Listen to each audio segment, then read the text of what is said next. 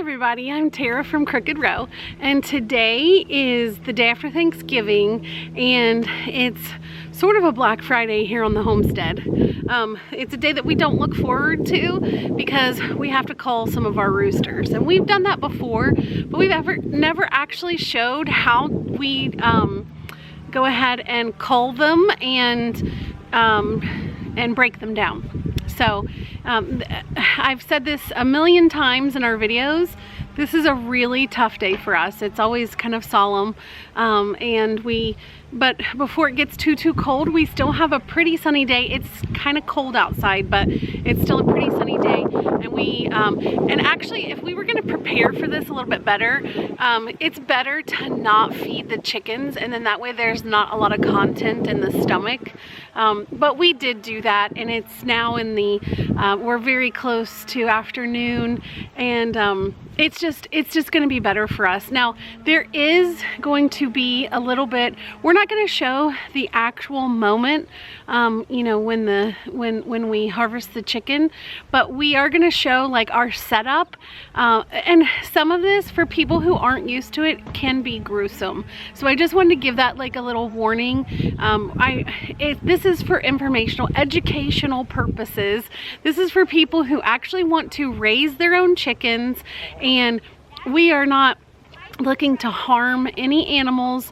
This is just for informational purposes, and we're going to go ahead and harvest and then show you how to break those down. And I wanted to point out, a lot of these are roosters, and the roosters tend to, if there's too many roosters, they will actually not only harm and kill each other, but they will also I mean, we have had videos on this in the past. They will harm your hens, and they get spurs on them, which we've showed how to despur a rooster.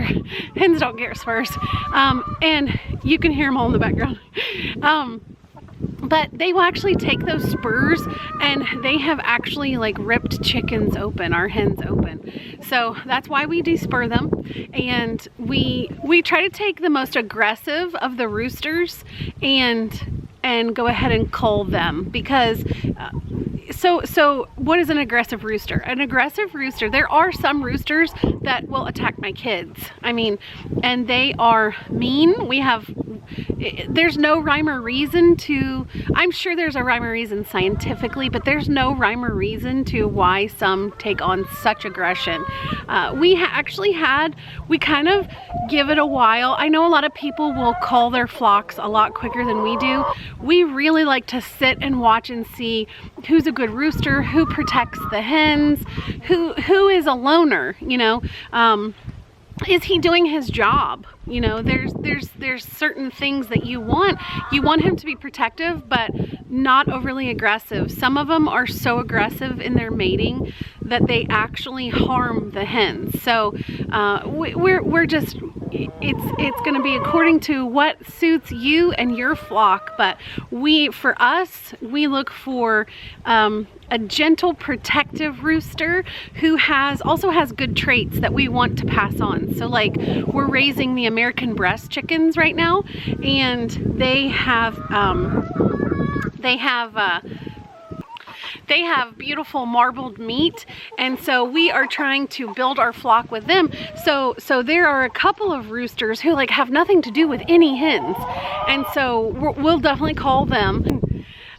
The ones who get next to their hens and they are protective, and by protective, like, clearly we are very fortunate in our area. We don't have tons of predators, but they're protective in a way, like, even when we feed them, they'll run over and kind of like check the food out. I was checking the food out. They'll run over and check the food out, and then they'll back away and let the hens have it. That is a protective nature. They're just making sure that there's no danger before the hens move in. They'll be slightly territorial with other roosters. That's not necessarily a bad thing unless it turns into true violence. We had that happen with 2 roosters, and but after that one initial fight, they were fine, and so we kept those for a couple years. And and then eventually, you know, every year their fertility starts to go down, and so you do have to, you know, kind of exchange out your roosters as well. But so today, I think we're gonna we might kill a couple other roosters, but I think that we're just going to work with the breast roosters. I'll have to double check in the flock, and we're gonna try to get to that. Christopher is usually the one that actually does the slaughter, and Elijah and myself and Christopher, we're going to actually work together to defeather it, and then Elijah will show you how to actually gut a chicken, and then I can show you how I break the chicken down. So let's get started. Hi everybody, it's me, Christopher from Crooked Row, and today I am going to be butchering some chickens. So as you can see, we've got our little setup here. We've got our rope hanging up back here. Beneath it we have a bucket. This is to catch the blood. We use the blood for fertilizer. We have it freeze dried and turned into blood meal.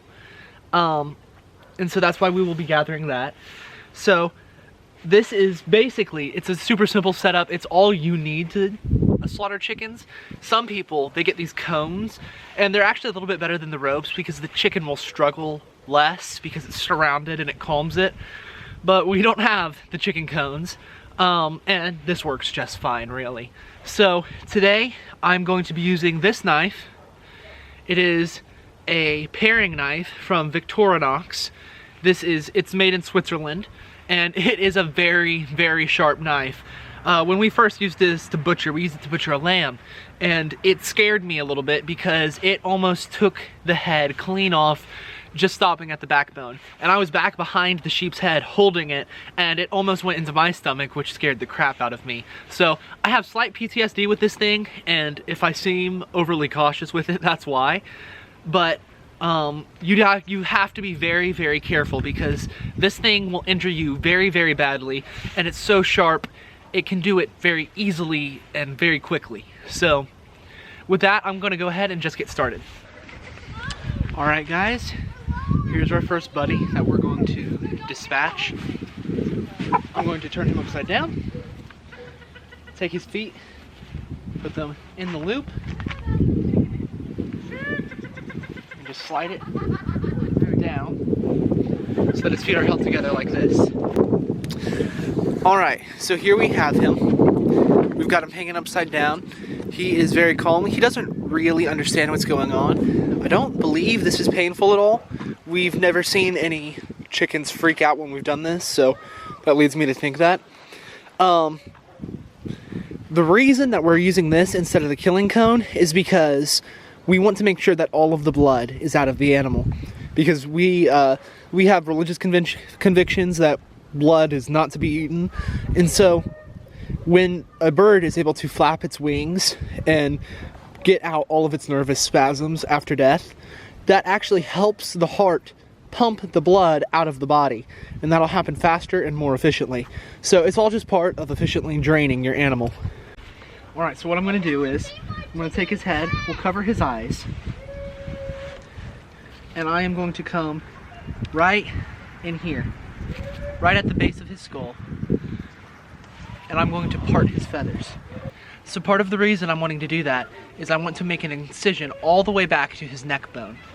And this makes sure that we are getting it so that he can bleed out quickly and is in as little pain as possible during this process. So I am not going to show me slitting his throat on camera. I am going to turn off the camera. I am going to slit his throat. And so something I always do, this is just the best in my experience, once his throat is slit, you take his head and you hold it back so that his neck is all the way pulled back and open. And what's going to happen is he's going to spasm 1, 2, 3 times. And at the third time, he's done. He is officially dead. There's no life left in the bird. There's only been 1 or 2 times where this isn't true, and they might spasm 1 more time. But so it's just always my policy to hold his neck back until after the 3rd spasm is done. And then after that, you can go ahead and move on to the next step in the butchering process. One other thing I want to mention really quickly is that when they are still spasming and you're holding their neck back, you might bruise your arms a little because they're going to be beating their wings as part of the spasm. And you may also get a little bit bloody, so don't wear any clothes that you can't afford to have blood stains on, just as a side note. Alright guys, so we went ahead, we have now killed the bird. I went ahead, I cleaned the knife already. There was some blood on it. You want to clean it after every incision though. As you can see here, I'm going to turn the camera towards the bird. It is now very dead. The color is drained from its face, meaning that the face is pretty much free of blood. There's nothing but a slow trickle of blood now, meaning that he should be properly drained. Any excess blood is going to come out during the feathering and gutting process. So we're going to go ahead and move on to that step. Okay, so Christopher has done his portion of the chore. Now it is time to defeather it. What we do is we bring out hot water, very hot water, and we do it at the very last second because it is pretty cold. We dip the chicken and kind of swirl the chicken around in it, and we'll show you how we do that. And then we just pull, pull, pull, and throw the feathers in a trash can. So we're gonna get started.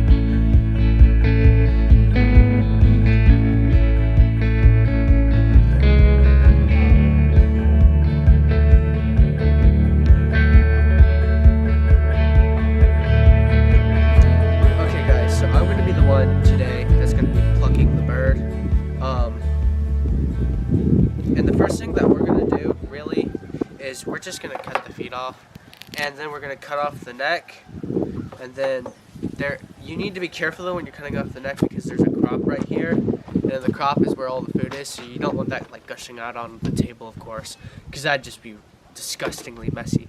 And then we're going to cut right here out, because right here is where all the organs is, and then you can reach in and just like grab it all out. So I'm going to get the legs off first, then the neck, then the crappie, and then we'll get back here.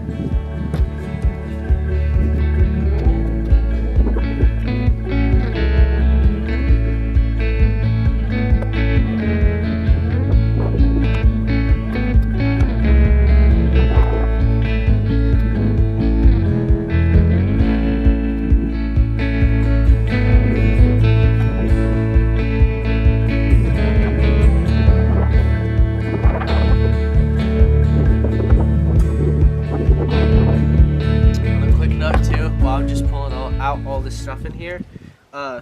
When we're pulling out the organs, you do not want to break any of these because this is the poop, and if your poop gets in your chicken, that will ruin the insides and that will ruin the rest of the meat. It will taint it really bad and it will taste awful, so please do not do that. And there is a vial bag in here too, and it's like green juice, and if you see green juice in your chicken, throw that away. So, because that is ruined. So, don't break the chicken, the vial bag.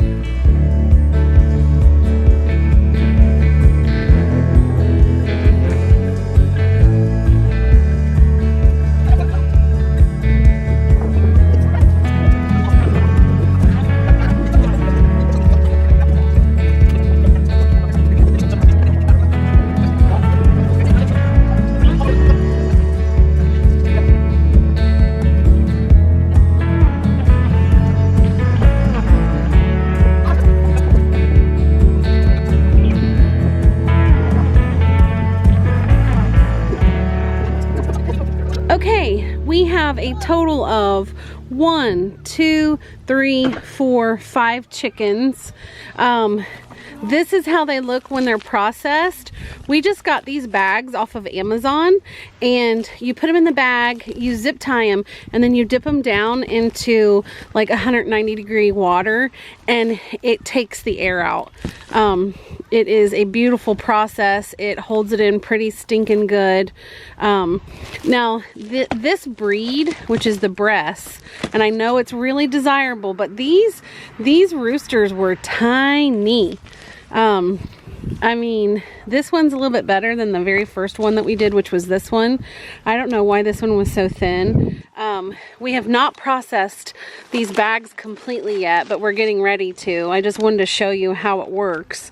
So you take a bag, you put a chicken in a bag, just like this. Oh, feather, gross. And then you zip tie it like this, and then it will turn out like this once you dip it in the water. Super easy process. A couple other things that I wanted to point out is we try to utilize the entire bird. So I know that there's a lot of people who will throw their chicken feet away. Please don't throw your chicken feet away.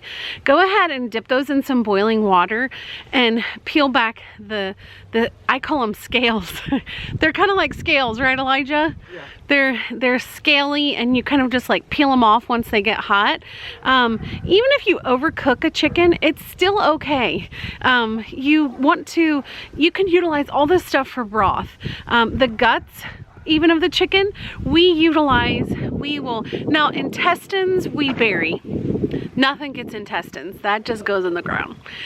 But with the liver, the heart, the kidneys, we'll go ahead and cook those. Sometimes I just take the actual organs and I put them in the freezer, and then I'll pull them out and thaw them out, and I give them to our dog Maggie. Sometimes we let her have them raw. Sometimes I cook them and give them to her. I feel like every animal is precious and a gift, and we try not to waste anything that it has given us. So we utilize the feet, the bones. We make lots of bone broth from any of these things. Even if you have a chicken that's too thin, like that first breast chicken that we did was really, really thin, that rooster. I can also, I'm probably going to end up making a video showing you how to cook roosters. Rooster is fantastic meat, but you have to know how to cook it. And so I read lots and lots and lots of blogs on it forever, and I kept trying to cook our roosters, and I mean, we would be like, it didn't taste bad, but it was very stringy. So I'll probably put out another video on how to cook rooster, but it goes for your hens too. Like don't waste anything on them. It's too precious. So I just kind of wanted to throw that in. Well, we got the chickens done that we wanted to get done today. I'm so proud of my boys. I think that they do such a good job at this. I mean, it used to take them an hour and a half to do one bird, and now they can do a bird in 10 minutes. But I wanted to give you a couple tips on this. When you are going to actually slaughter the chicken, please be sure that you have incredibly sharp knives. We sharpen ours where we can just take our knife down a piece of paper and it just slices it right through. If you have a dull knife at all, you're going to torture that bird. And we don't want to see animals get tortured, and I know no one out there does either. So please make sure that your knives are very, very, very, very, very sharp, and make sure that you sharpen them again between each bird. So there you have it. We have processed, what did I say, 5 chickens? 1, 2, 3, 4, 5, 6. 6 chickens today. So remember, if we can process our chickens, anybody can. Thanks. Bye.